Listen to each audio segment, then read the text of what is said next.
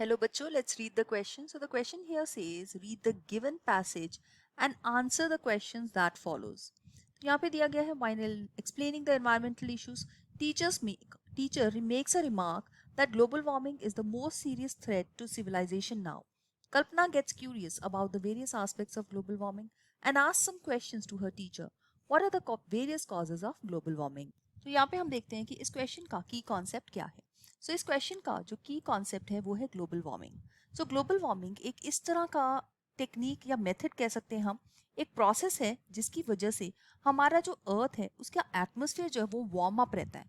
अगर ये global warming ना होती तो जो एवरेज टेम्परेचर अर्थ का एटमोसफियर का 15 डिग्री सेल्सियस है तो वो -18 डिग्री सेल्सियस से इससे चिल्लर होता, मतलब इतनी ज़्यादा ठंड होती तब.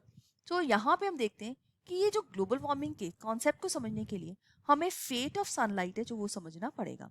सो फेट ऑफ सनलाइट हम देखेंगे कि जितनी भी सनलाइट अर्थ के सरफेस के ऊपर आने की कोशिश कर रही है उसमें से 1/4 जो सनलाइट है वो रिफ्लेक्ट बैक हो जाती है. So this is reflected by the gases and the clouds. Gases and clouds इसमें से काफी हद तक जो है वो एब्जॉर्ब हो जाती है, एब्जॉर्ब हो गई है, और उसके बाद काफी हद तक जो है वो फॉल करती है. एटलीस्ट हम कह सकते हैं 50%.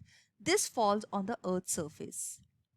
जब ये अर्थ के सरफेस के ऊपर फॉल करती है तो इसकी वजह से अर्थ का सरफेस जो है वो हीट अप हो जाता है, और जब ये हीट अप हो जाता है तो ये इंफ्रारेड रेडिएशंस की फॉर्म में उस हीट को एमिट करता है. सो ये है इंफ्रारेड रेज. सो इंफ्रारेड रेज जैसे ही वहां से एमिट होती हैं तो जो ग्लोबल जो गैस ग्रीन हाउस गैसेज हैं वो इसको ट्रैप कर लेती हैं. ये है GHGs, और इसको हम बोलते हैं ग्रीन हाउस गैसेज. तो इन ग्रीन हाउस गैसेस को अगर देखा जाए तो इसमें मेजर कंट्रीब्यूशन जो है वो कार्बन डाइऑक्साइड का है. 60% जो है वो कार्बन डाइऑक्साइड है.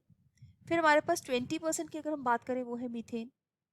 फिर हमारे पास आ जाती है क्लोरोफ्लोरोकार्बन्स जो कि 14% कंट्रीब्यूशन दे रही है, और उसके साथ ही N2O जो है वो है अप्रॉक्सीमेटली 6%.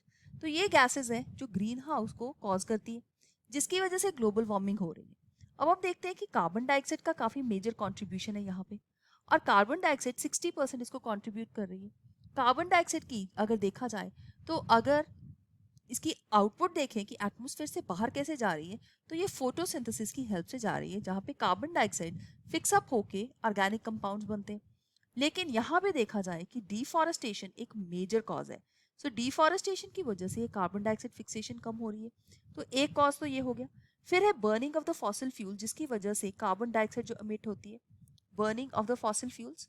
उसके बाद डीकॉम्पोजिशन एक्टिविटी, कुछ नेचुरल मेथड्स है नो डाउट, ये तो डीकॉम्पोजिशन, बर्निंग या कंबस्टन कह सकते हैं हम,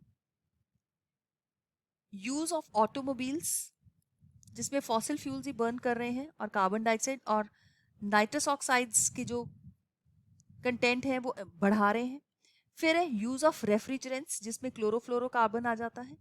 सो इन सब चीज़ों के यूज की वजह से ये जो ग्रीन हाउस या ग्लोबल वार्मिंग है ये कॉज हो रही है, जिसकी वजह से काफ़ी डिलीटीरियस इफेक्ट आते हैं. अब डिलीटीरियस इफेक्ट्स में हम ये कह सकते हैं कि यहाँ पे जो पोलर एरियाज के आइस कैप्स हैं वो मेल्ट कर जाते हैं. मेल्ट करने की वजह से जो कोस्टल एजेंट्स है वो सबमर्ज कर जाते हैं. सो ये एक बहुत ही हार्मफुल इफेक्ट है जिसकी वजह से टीचर ने वहां पे ये बोला कि global warming is the most serious threat to the civilization now. Right. So अब हम समझ सकते हैं कि क्या क्या कॉजेज है ग्लोबल वार्मिंग के. So I hope you have understood it well. All the best. Thank you.